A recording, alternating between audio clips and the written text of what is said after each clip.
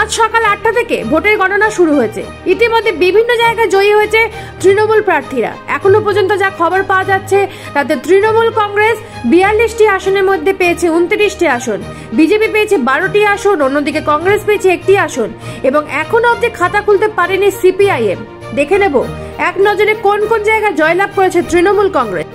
বীরভূম থেকে জয়ী হলেন তৃণমূল প্রার্থী শতাব্দী রায়, 1,10,000 ভোটে জয়ী হয়েছেন শতাব্দী। বহরমপুর থেকে জয়ী হয়েছেন ইউসুফ পাঠান। বহরমপুরে হেভি ওয়েট কংগ্রেস প্রার্থী অধীর চৌধুরীকে হারিয়ে 96,000 ভোটে জয়লাভ করেছেন ইউসুফ। মালদা দক্ষিণ থেকে জয়ী হয়েছেন ঈশা খান চৌধুরী। আসানসোল থেকে জয়ী হয়েছেন শত্রুঘ্ন সিনহা। বিজেপির সুরেন্দ্র সিং আলুওয়ালিয়াকে হারিয়ে তিনি এবারের ভোটে জয়লাভ করেছেন। কৃষ্ণনগর থেকে জয়ী হলেন তৃণমূল প্রার্থী মহুয়া মৈত্র। বিজেপি প্রার্থী অমৃতা রায়কে হারিয়ে তিনি জয়লাভ করেছেন। হাওড়া থেকে জয়ী হয়েছেন তৃণমূল প্রার্থী ফুটবলার প্রসূন বন্দ্যোপাধ্যায়।